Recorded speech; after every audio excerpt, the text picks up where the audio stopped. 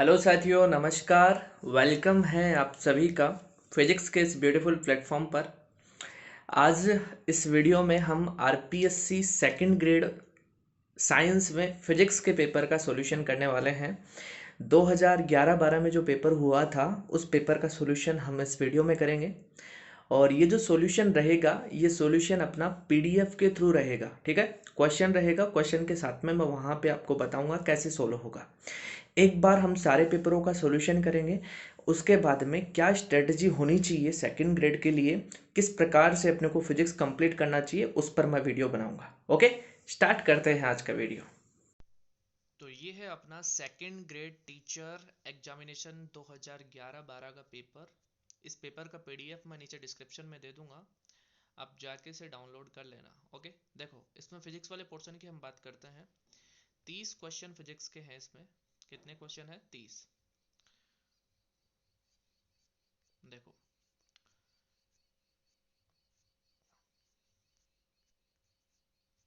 यहां से स्टार्ट होता है अपने पास क्वेश्चन। देखो, पहला क्वेश्चन क्या है? निम्न में से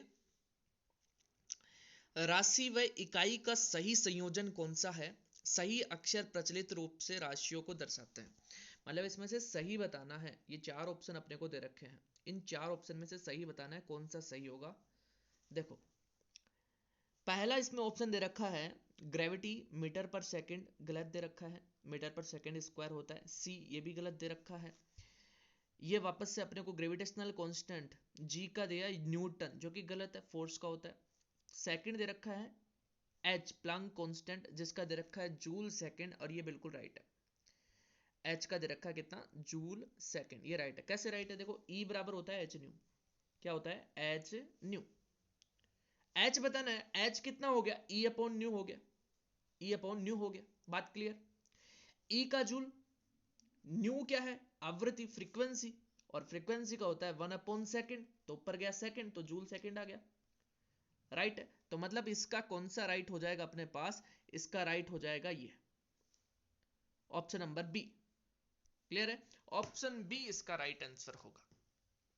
नेक्स्ट चलते हैं। देखो, अगला क्वेश्चन है, तीन वेक्टर दे रखे हैं अपने को। कितने वेक्टर? तीन। तीन वेक्टर हैं, ये देखो, p vector, q vector, r vector, इस प्रकार है। ठीक है, किस प्रकार है भाई? कि P का मैग्नीट्यूड इक्वल है Q के मैग्नीट्यूड के। P का मैग्नीट्यूड इक्वल है Q के मैग्नीट्यूड के। एंड जो R का मैग्नीट्यूड है वो है √2P। बस इसका यूज कर लेंगे। तथा P plus Q plus R बराबर 0, इसका भी यूज कर लेंगे। सदिश P व Q व R तथा P व R के बीच कोण कितना होगा, ये बताना है। बहुत ही अच्छा क्वेश्चन है, कॉन्सेप्चुअल क्वेश्चन दिया है यहाँ पे। P वेक्टर, Q वेक्टर और R वेक्टर का जो एडिशन है वो 0 है। क्या है? 0। P का मैग्नीट्यूड Q के बराबर है, एंड R जो है वो √2P है। R √2P। अब आपका अगर रिजल्टेंट अगर निकाला हुआ है दो वेक्टर्स का, तो बहुत इजी हो गया, यहीं से आप समझ गए √2P कब आ सकता है। मैग्नीट्यूड P और Q के रिजल्टेंट की बात करें तो R वेक्टर होता है, इसको R डैश बोल देते हैं। क्या होता है? P प्लस Q, ये होता है रिजल्टेंट। यहां पे क्या बता रखा है कि तीनों का एड 0 है। मतलब P प्लस Q तो हो गया R डैश वेक्टर, और प्लस R वेक्टर, ये क्या है? 0। ये कब 0 हो सकता है? जब ये दोनों बराबर हो एंड अपोजिट हो, तब 0 हो सकता है। यस, क्लियर है? दोनों बराबर हो एंड अपोजिट हो तब 0 हो सकता है, ये बात बिल्कुल क्लियर है। तभी प्लस माइनस होकर 0 हो जाएगा। मतलब आर वेक्टर का मैग्नीट्यूड बराबर होगा आर डैश के मैग्नीट्यूड के, एंड डायरेक्शन में एक दूसरे के अपोजिट होंगे, तब जाके ये 0 हो जाएगा। बस कर लेंगे यूज इसका कॉन्सेप्ट। देखो, P और Q, लेट ये P हो गया और ये Q हो गया। ये P है और ये क्या है? Q। इनका रिजल्टेंट अगर ये परपेंडिकुलर हो, एकदम 90 डिग्री पे हो, तो इनका रिजल्टेंट आएगा ये। क्लियर? अब देखो, यहां पे दोनों का मैग्नीट्यूड बराबर है, मतलब ये जो रिजल्टेंट आएगा यहां से 45 डिग्री का कोण बनाएगा। कितने डिग्री का कोण बनाएगा? 45 डिग्री का। अब ये जो रिजल्टेंट माना है अपन ने आर डैश माना है, क्या माना है आर डैश, तो आर डैश ले लिया। क्यों, और जो एक और आर है वो जस्ट इसके अपोजिट है, ये लो ये आर वेक्टर है। ये पूरा प्रोसेस अपने पास देखो, फिर से मैं इसको थोड़ा ठीक से बताता हूं। ये इस प्रकार से है कि भाई जैसे ये P है, कोई भी ले लो P क्यों, कोई दिक्कत नहीं है। जैसे ये P ले लेते हैं और ये Q ले लेते हैं, ठीक है ना। अब इनका जो रिजल्टेंट आया लेट आर डैश आया, क्या आया आर डैश। अब ये जो आर डैश है ना, ये आर डैश किसके अपोजिट है, ये आर डैश अपोजिट है अपने पास आर वेक्टर के। देखो ये रहा, क्योंकि दोनों का एड जीरो होगा। अब आर डैश तो ये हो गया P प्लस क्यू, क्या हो गया P plus Q, P vector plus Q vector. Clear, resultant ये होता है। ओके क्लियर, दोनों का मैग्नीट्यूड सेम है, क्या है मैग्नीट्यूड सेम है। अब मैंने इनको 90 डिग्री पे क्यों लिया, देखो यहां पे देखो कि भाई आर वेक्टर का जो मैग्नीट्यूड है वो √2p है। अब देखो इस चीज को, अगर आर डैश के मैग्नीट्यूड की बात करें, आर डैश के मैग्नीट्यूड की बात करें, तो ये मैग्नीट्यूड आएगा अपने पास √p² plus q² plus 2pq। अगर थीटा 90 हो तो कोस 90 हो गया, ठीक। और p और q सेम है, तो देखो पहला भी p² हो जाएगा, दूसरा भी p² क्योंकि सेम है, और प्लस 2pq कोस 90, और कोस 90 का वैल्यू 0, यानी कितना आ गया, आर डैश का जो मैग्नीट्यूड होगा वो होगा √2p, √2p। और देखो आर डैश का मैग्नीट्यूड किसके इक्वल है, आर वेक्टर के मैग्नीट्यूड के। तो देखो ये बात क्लियर हो गई, यहां से ये बात क्लियर हो गई, क्लियर है ना भाई, दोनों समान होंगे मैग्नीट्यूड में तभी तो जीरो हो गए। तो आर और आर डैश का मैग्नीट्यूड सेम है, जो कि कितना √2p, और ये √2p कब आता है, जब p और q कितने डिग्री पे हो, 90 डिग्री पे। बस हो गया काम, कितने डिग्री पे हो 90 डिग्री पे। तो ये 45 डिग्री का बनाएगा और ये भी 45 डिग्री बनाएगा, क्योंकि दोनों का मैग्नीट्यूड सेम है। क्लियर। अब क्वेश्चन में बोला है p और q के बीच में एंगल बताओ, q और r के बीच में एंगल बताओ, और p और r के बीच में एंगल बताओ। तो देखो p और q, ये रहा p और q, p और q के बीच में एंगल 90 डिग्री है, 90 है, दिख रहा है, ये p है और ये q है, एंगल कितना है 90, एंगल है 90, p और q के बीच में एंगल है 90, ठीक। फिर q और r के बीच में एंगल बताओ, ये q है और ये r है, एंगल बताना है, ये कितना है 180, ये एंगल बताना है अपने को, ये मैंने 90 बना दिया, वैसे 90 नहीं, ये एंगल वैसे ऐसे है एंगल, ये एंगल बताना है। 45 घटा दो 180 में तो 135 आएगा, कितना आएगा 135, तो ये एंगल होगा 135 डिग्री, मतलब Q और R के बीच में एंगल 135 डिग्री, राइट है। आगे बोल रहा है P और R के बीच में, P और R के बीच में, तो ये P है और ये R है, एंगल कितना वही 135, तो मतलब है 90 डिग्री, 135 डिग्री और 135 डिग्री, ये इसका आंसर होगा। क्लियर है साथियों, ये इसका आंसर होगा। बस ये थोड़ा क्वेश्चन को मेरे को भी समझने में थोड़ा टाइम लगा था कि भाई इनका मैग्नीट्यूड सेम है, ये ऐसे आ रहा है, तो थोड़ा दिमाग लगाया यार, सेम हो तो √2p कब आ सकता है, सोचा कि 90 डिग्री पे हो सकता है, तो फिर ये दे दी लाइन, ये लाइन दे दी, फिर मेरा बात क्लियर हो गया यहाँ पे कि भाई p प्लस क्यू तो होता है रिजल्टेंट, और ये r वेक्टर, इनका एड जीरो आएगा, ये कब आएगा, जब p और q का जो रिजल्टेंट आए वो इस r के अपोजिट हो। फिर वहीं से दिमाग लगा लिया कि इतने डिग्री का होगा, ये एंगल ही हो गया। ठीक है, आगे बात करते हैं। देखो 103 नंबर का क्वेश्चन है, और क्वेश्चन क्या है, क्षैतिज से 15 डिग्री कोण पर फेंके गए गोले की परास इतनी है, यदि गोले को उसी वेग से 45 डिग्री पर फेंका जाए तो परास होगी। कौन से वेग से, वेग नहीं पता है, अपने को दिया ये डाटा, तो इस डाटा से अपन बाकी की चीजें निकालेंगे। भाई देखो 45 डिग्री से फेंक रहा है, रेंज क्या होता है भाई, u² sin 2 थीटा, यानी sin 2 theta, 2 multiply 45 degree upon G, ये फॉर्मूला हो गया। क्लियर। अपने पास u² का वैल्यू नहीं है, g का तो है 10, लेकिन अपन क्या करते हैं, ये जो गिवन डाटा है यहां से u² अपॉन g का वैल्यू रख लेते हैं। देखो कैसे, साइन 2 थीटा साइन 45 90, साइन 90 का वाल कितना 1 हो गया, यानी इसका जो रेंज होगा वो होगा यू स्क्वायर अपॉन जी। कितना होगा यू स्क्वायर अपॉन जी, देख लो। इसका बताना है 45 डिग्री से फेंका है तो रेंज बोल रहा है 1.5 किलोमीटर। कितनी है 1.5 किलोमीटर। 45 से फेंका यानी यू स्क्वायर साइन 30 डिग्री हो गया। कितना हो गया साइन 30 डिग्री। 45 दूनी 15 दूनी 30, सॉरी 15 दूनी 30, 30 डिग्री हो गया। और upon G, U square upon G का वैल्यू देख लो, यू स्क्वायर अपॉन जी का वैल्यू, और ये वैल्यू कहां पे रख देंगे यहां पे, तो अपने को रेंज मिल जाएगी। जस्ट यू स्क्वायर अपॉन जी निकालना है। साइन 30 का वैल्यू होता है 1/2, तो 2 इधर मल्टीप्लाई होगा तो 15 दूनी 30, कितना आ गया 3। तो यू स्क्वायर अपॉन जी का वैल्यू होगा 3, और यू स्क्वायर अपॉन जी का वैल्यू अपने को बताना था, और यहां पे क्या आ रहा है ऑप्शन बी राइट है। 3 किलोमीटर होगा जब उसको 45 से फेंकेंगे तो। ऐसे क्वेश्चन में थोड़ा दिमाग लगाना पड़ता है, क्या दे रखा है क्या पूछा है। ओके आगे चलते हैं। देखो ये 3 किलोमीटर हो गया ऑप्शन बी। नेक्स्ट बात करते हैं, स्वतंत्रता पूर्वक गिर रहा एक पिंड अपने प्रथम द्वितीय व तृतीय सेकंड में क्रमशः A1 A2 A3 दूरियां पार करता है। A1 ratio A2 ratio A3 बताना है कितना होगा। भाई ये पूछा है, बहुत ही अच्छा क्वेश्चन है, ये बहुत ही अच्छा क्वेश्चन है। ये रेशियो आपसे पूछा है, ये ये रेशियो पूछा है, ये रेशियो बताना है। बता सकते हैं क्या, बता सकते हैं। देखो पहले सेकंड, दूसरे सेकंड और तीसरे सेकंड, ये 3 सेकंड की बात की इन्होंने, ठीक है ना।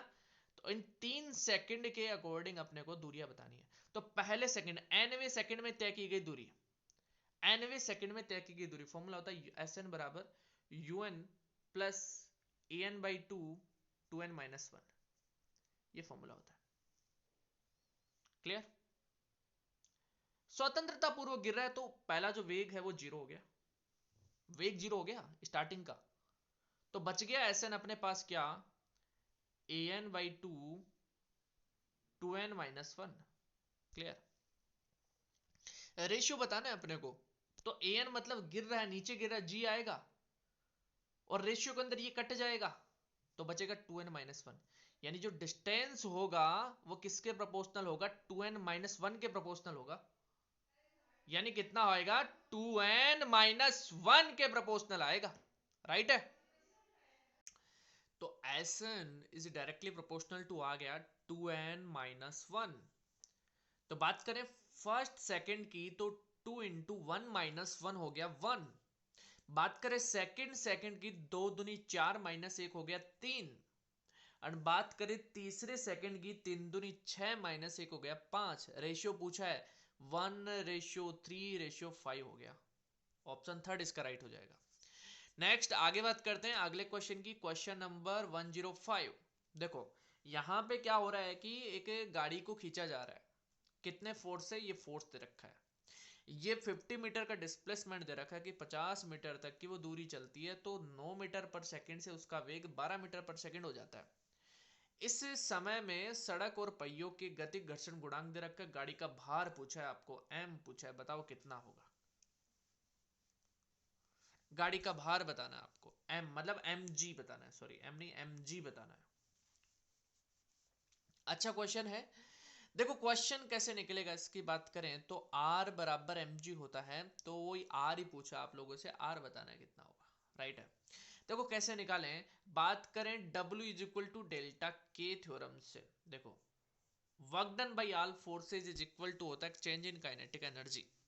तो देखो यहाँ पे वर्क डन किस किस के द्वारा हो रहा है, एक तो अपन खींच रहे हैं तो वर्क हो रहा है, और एक जो हो रहा है वर्क अपने पास गतिक घर्षण गुणांक, मतलब इसके अपोजिट में फ्रिक्शनल के कारण काम हो रहा है।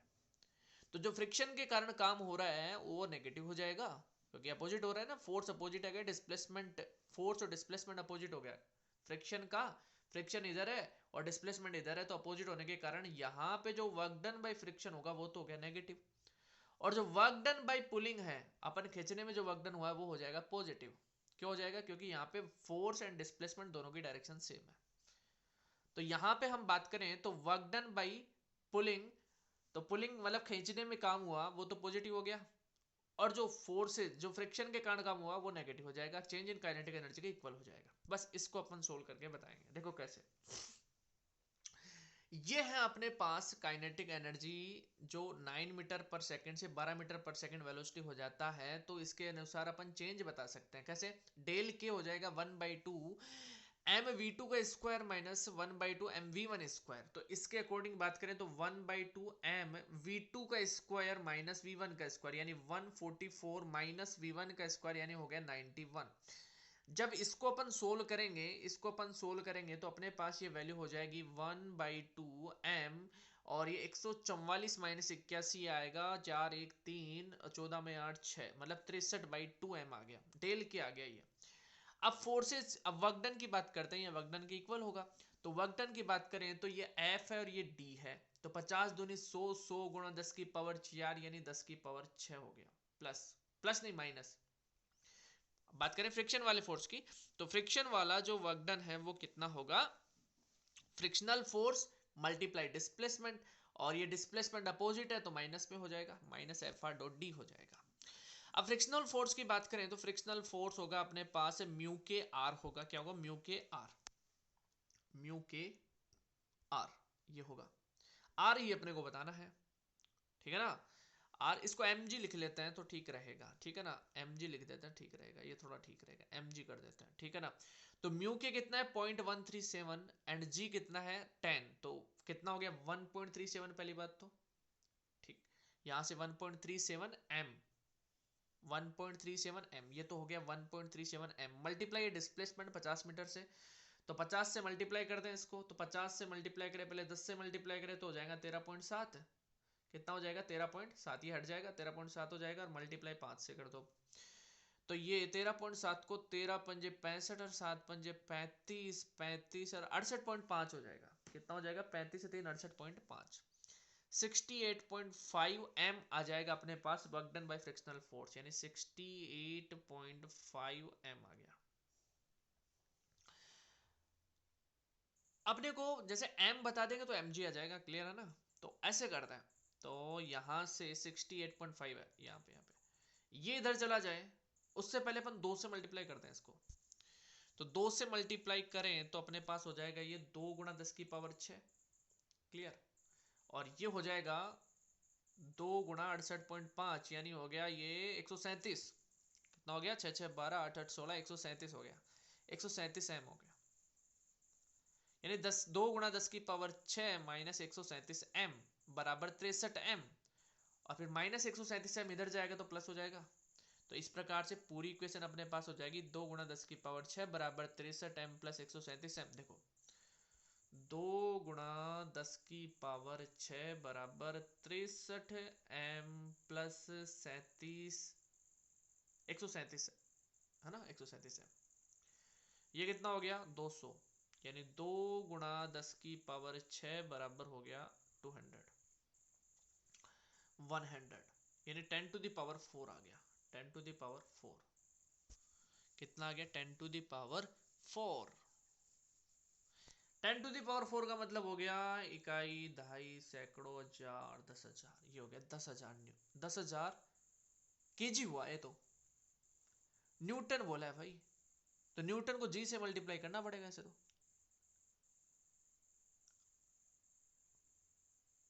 राइट है, तो ऐसे तो ये ज्यादा हो जाएगा, तो ये थोड़ा गलत किया इसने।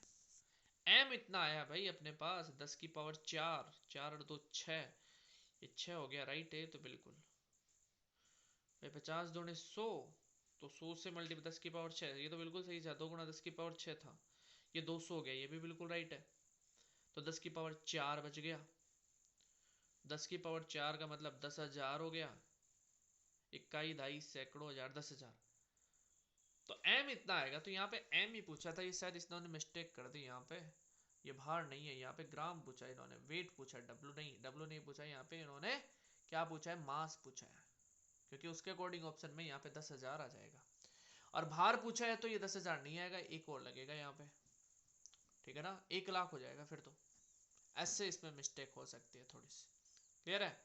तो ऐसे क्वेश्चन हैं, कुछ मिस्टेक वाले भी हैं, लेकिन ऑप्शन बी हो जाएगा, ऑप्शन बी राइट कर देंगे यहाँ पे। आगे बात करते हैं, देखो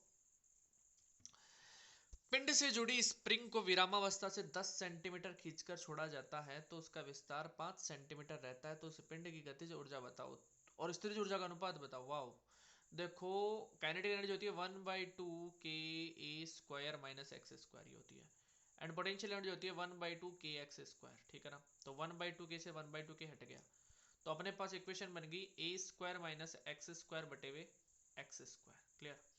अब देखो बात करें, ए तो हो गया अपने पास जैसे कि 10 ले लिया, और ये x हो गया 5, कितना 5, तो 10 का 100 माइनस 25 कितना आ गया 75, ठीक। और x कितना, ये 5 रहा, तो 5 का कितना हो गया भाई, विस्थापन इतना ही तो है, तो 5 का हो गया ये 25 25 25 25 25 25 हो गया, 25 से कम 25 25 75, यानी 3:1 आ गया। ये ऑप्शन डी हो गया यहाँ से। क्लियर। आगे बात करते हैं अगले क्वेश्चन की। अच्छा क्वेश्चन है, कंजर्वेटिव फील्ड का। क्वेश्चन क्या है, संरक्षित क्षेत्र में निम्न में से कौन सा कथन असत्य है, ये बताना है। कौन सा कथन गलत है ये बताओ। प्रारंभिक बिंदु से अंतिम बिंदु तक ले जाने में किया गया कार्य पथ पर निर्भर नहीं करता, पथ पर बिल्कुल नहीं करता, राइट है। संरक्षित किया गया कार्य शून्य होता है, ये भी राइट है। प्रारंभिक स्थिति से अंतिम स्थिति के ले जाने में किया गया कार्य कण की गतिज ऊर्जा में परिवर्तन के बराबर होता है, ओके। फोर्थ है, बल क्षेत्र व विभव में कोई सीधा संबंध नहीं होता, ये गलत है, ये गलत है, ये राइट है। W=डेल्टा के, ये गलत है, ठीक है ना, ये डायरेक्ट रिलेशन नहीं होता, 4 हो जाएगा इसका, राइट। आगे बात करते हैं, देखो अपने को एक वलय दे रखी है और इस अक्ष के सापेक्ष जड़त्व आघूर्ण बताना है, तो इस अक्ष के सापेक्ष होता है mr²/2 और ये प्लस mr² यानी 3/2 mr² हो गया, कितना हो गया 3/2 mr²। लेकिन यहाँ पे डेंसिटी भी दिया है और लेंथ भी दिया है, और डेंसिटी कौन सी दी है, रो दिया है, m/l दिया है। देखो रैखिक द्रव्यमान घनत्व दिया है, तो m/l दिया है, तो इनका यूज करना पड़ेगा। अगर m की जगह पर रख लें रो l, m की जगह क्या रख लें रो l, तो अपने पास बन गया 3/2 रो l, और अपने पास यहाँ पे है r², क्या है r²। r को भी चेंज करना पड़ेगा क्योंकि इसके ऑप्शन थोड़े अलग हैं, तो r को अपन ऐसे चेंज करते हैं, जैसे कि ये बात करें, ये सर्कल, ये पूरी लेंथ इसकी l है, कितनी है l, तो l बराबर हो गया 2πr, ठीक है ना।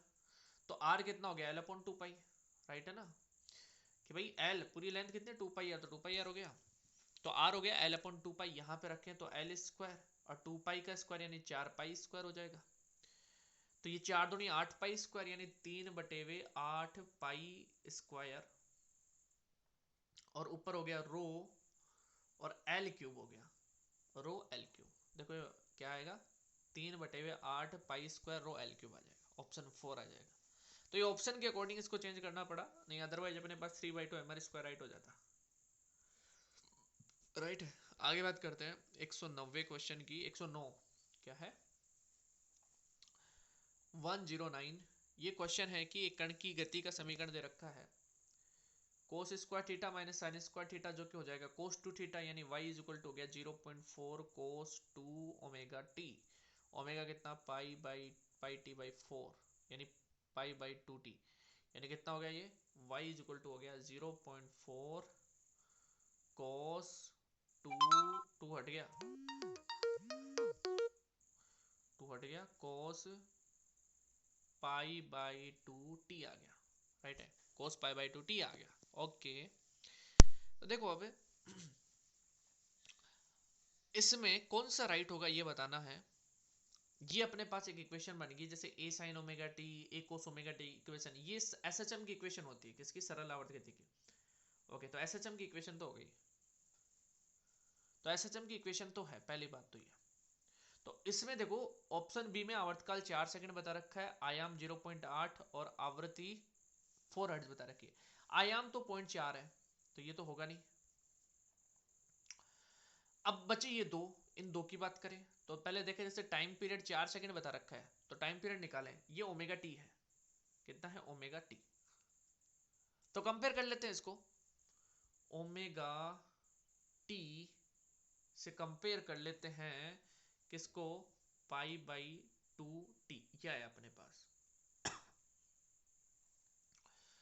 ये होता है 2π/t, 2π/t, और इस t से ठीक है, यानी π/2, पाई से पाई गया। t बराबर कितना, 2 दूनी 4, t बराबर 4 सेकेंड। राइट है, राइट है, आवर्तकाल 4 सेकेंड, तो ऑप्शन बी इसका राइट हो जाएगा। SHM है और आवर्तकाल 4 सेकेंड होगा। नेक्स्ट हम बात करें, पृथ्वी के अंडाकार कक्ष में घूर्णन करे उपग्रह की कुल यांत्रिक ऊर्जा कितनी होगी, तो -Gmm/2a होता है। देखो पोटेंशियल एनर्जी होती है -Gmm/r,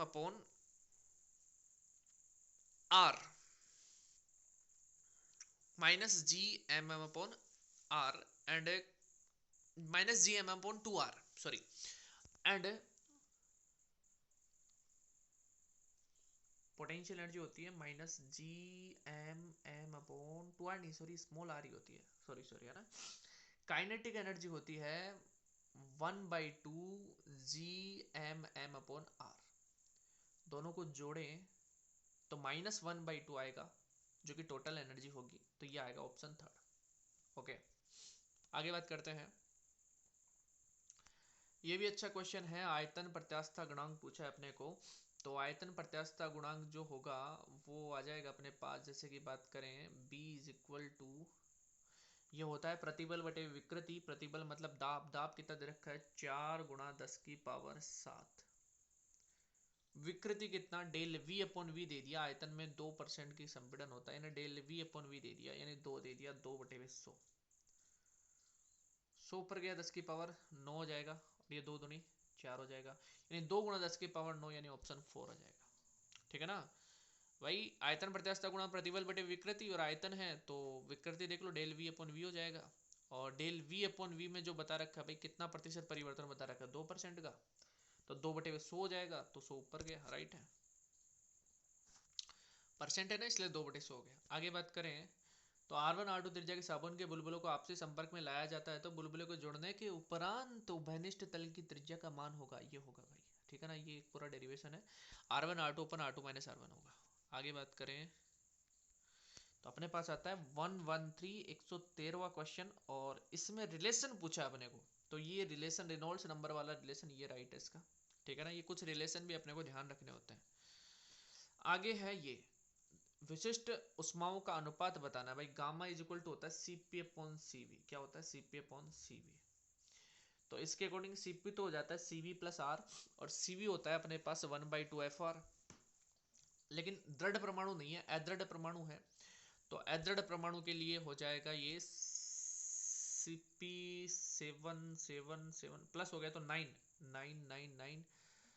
एंड क्या है कि जैसे कि हम बात करें अपने पास U बराबर होता है 1/2 Fr आ जाता है, और F का वैल्यू यहाँ पे अदृढ़ के लिए 7 हो जाता है, तो 7/2 R हो जाता है अपने पास Cv, 7/2 R Cv, and Cp हो जाता है 7 + 2 9, 9/2 R, क्योंकि प्लस R जुड़ेगा ना तो Cv आएगा, तो 9/2 R, तो Cp/Cv हो गया 9/7, है क्या 9/7, तो ऑप्शन थर्ड इसका राइट हो जाएगा।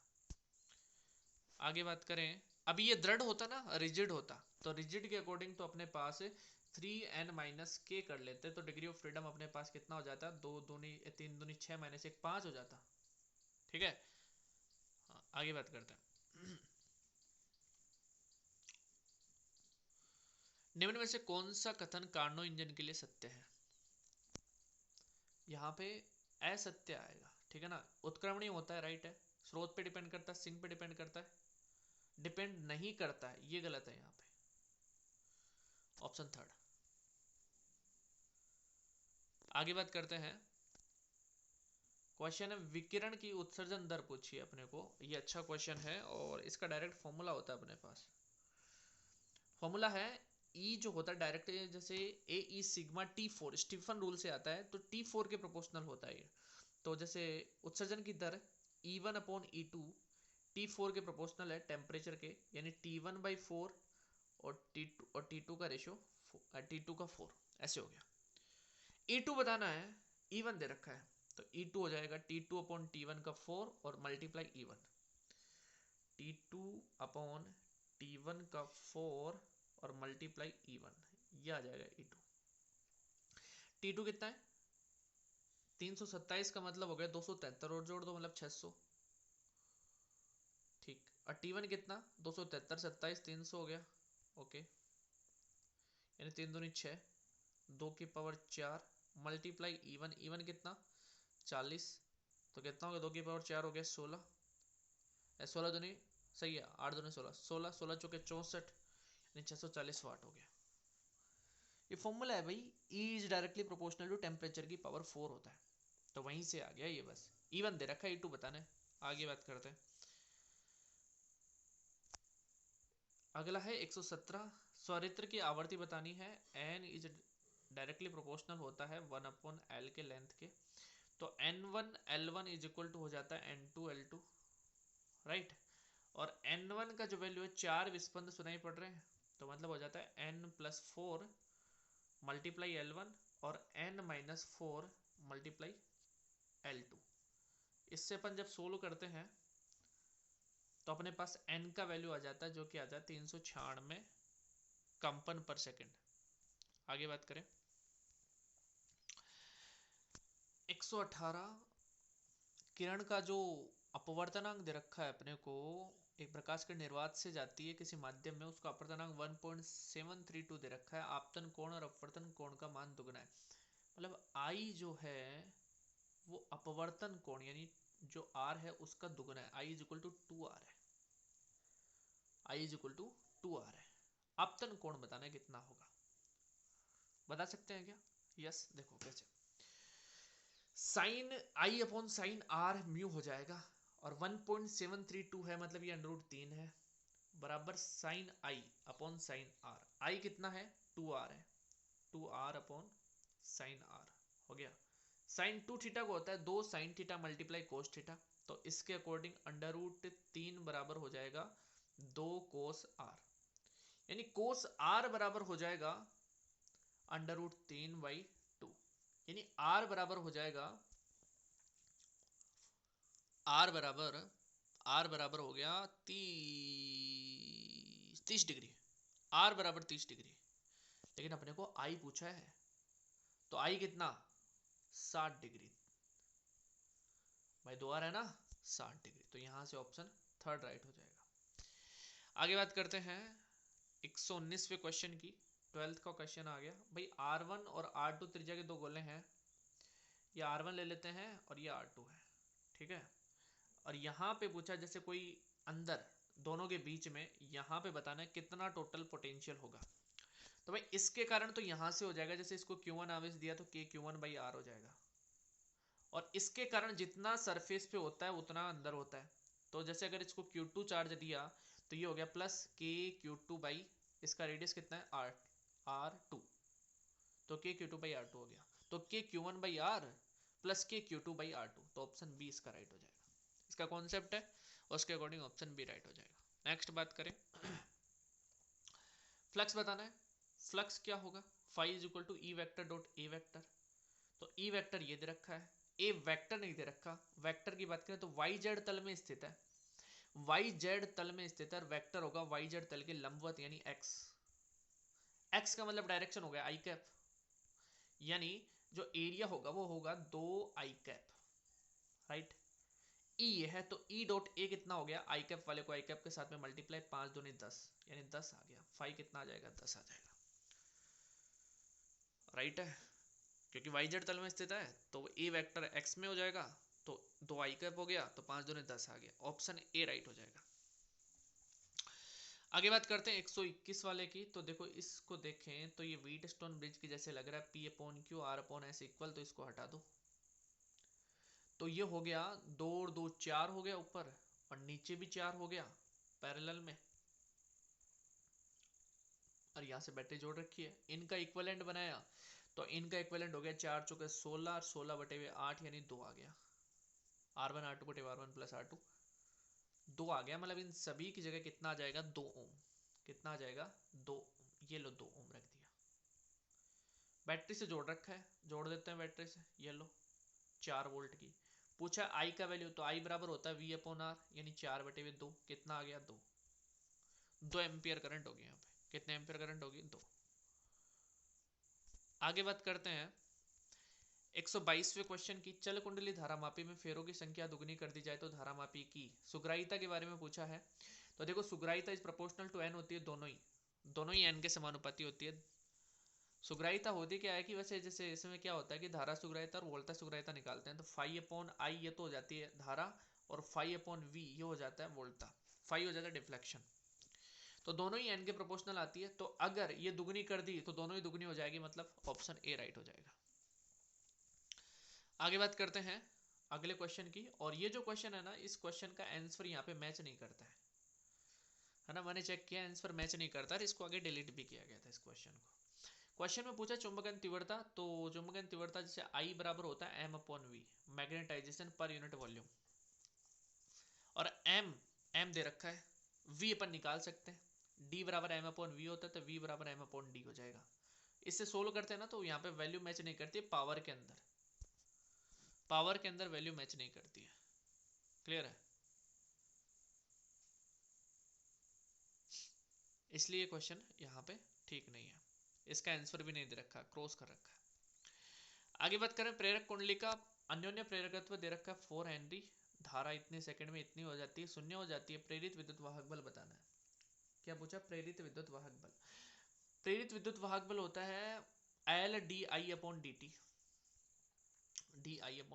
ये फॉर्मूला होता है, ठीक है ना, phi is equal to L d I upon d t, Faraday law से। तो एल का वैल्यू 4 दे रखा है, d I upon d t, d I 5, d t 10 की पावर -3, ठीक है, ऊपर गया तो 10 की पावर +3 हो गया, 5 हो गए 20 हो गया, तो 2 गुणा 10 की पावर 4 हो गया, 2 गुणा 10 की पावर 4 का मतलब कितना हो गया, 20,000 वोल्ट।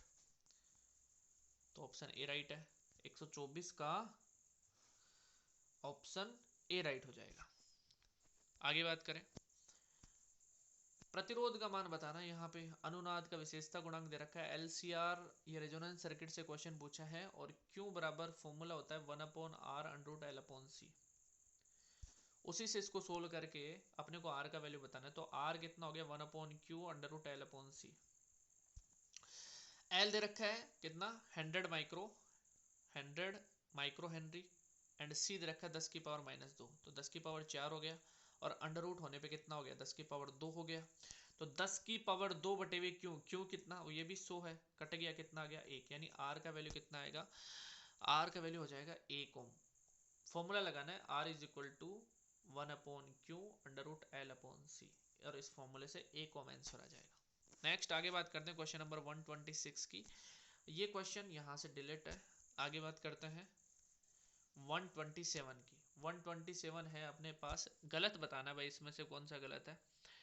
फोटो इलेक्ट्रिक इफेक्ट के बारे में पूछा है, तो I is proportional to I होता है, ये तो बिल्कुल राइट बात है। मिलिकन से प्राप्त होता है भाई, क्वांटाइजेशन पर आधारित होता है, राइट है। निरोधी विभव प्रकाश की तीव्रता के मध्य जो आरेख होता है वो 2h/e ढाल होती है, गलत है, h/e ढाल होती है, यहीं पे ये गलत हो गया, क्योंकि बराबर होता है h nu minus h nu naught is equal to EV naught होता है, तो h/e आएगा, कितना आएगा h/e, ना कि 2h/e, तो ये गलत हो गया यहाँ से ऑप्शन बी। और ये 4 तो वैसे राइट है ही भाई, देली आवृत्ति से कम आवृत्ति तो इलेक्ट्रॉन का उत्सर्जन नहीं होगा, तो थर्ड इसका गलत हो जाएगा। आगे बात करें, 1 मोल यूरेनियम के विखंडन से प्राप्त ऊर्जा 200 मेगा इलेक्ट्रॉन वोल्ट, याद ही कर लेना, ऐसा क्वेश्चन लेवस स्टैंड बाय में आया था।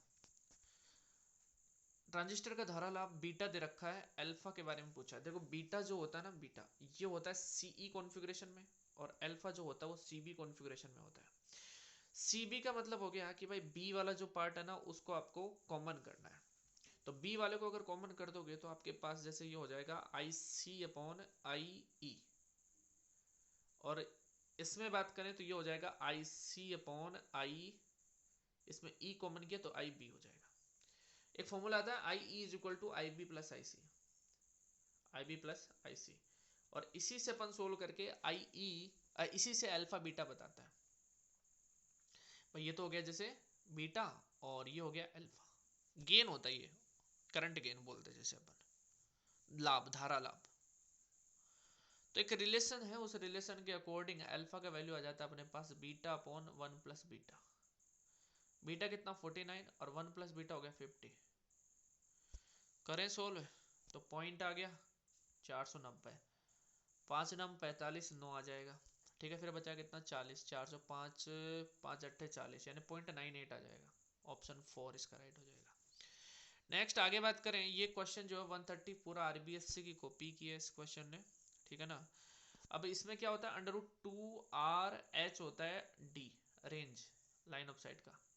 लेकिन पूछा है कि भाई जैसे अगर ट्रांसमीटर का तो 2HT हो गया, रिसीवर का आगे लगा देंगे तो प्लस √2RHR। मतलब क्या होता है इसमें, ये ऐसे होता है कि जैसे एक एंटीना इधर है और एक एंटीना इधर है, ये अपना अर्थ है।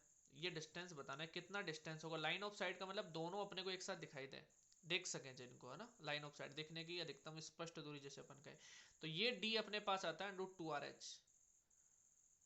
टी हो गया तो टी हो जाएगा, और इसका हो जाएगा √2RHR, 2RHR रिसीवर, और ये हो गया √2RHT, तो उसके अकॉर्डिंग ऑप्शन बी राइट हो जाएगा। ओके, आगे चलते हैं। बस हो गए, ये 130 क्वेश्चन हो जाते हैं अपने पास आरपीएससी सेकंड ग्रेड फिजिक्स के, है ना। थोड़ा सा फास्ट चले, है ना, ये थोड़ा सा वो अपना माइनस पॉइंट रहा इस पूरे में, लेकिन आगे और भी कोशिश करेंगे कि थोड़ा धीरे चलेंगे, ठीक है। और आपको पता भी चला होगा कि भाई किस प्रकार के क्वेश्चन आपसे पूछे जा रहे हैं। ऐसे क्वेश्चन आपसे पूछेगा तो एक बार अपन सारे क्वेश्चनों का सॉल्यूशन कर लेते हैं, उसके बाद में मैं आपको स्ट्रेटेजी बताऊंगा कि भाई कैसे अपन ये 30 क्वेश्चन है, 30 में से और भी नहीं तो 25 क्वेश्चन तो बिल्कुल राइट करें। इसकी मैं एक स्ट्रेटजी लेके आऊंगा, एक बार सारे क्वेश्चनों को अपन सोल्व कर लेते हैं उसके बाद में, जिससे क्या कि मेरे को भी अच्छी तरीके से ये पता चल जाएगा कि भाई कैसे कैसे क्वेश्चन पूछे जा रहे हैं और कैसी कैसी स्ट्रेटजी होनी चाहिए इसको क्वालिफाई करने के लिए। ओके, तो मिलते हैं नेक्स्ट वीडियो में।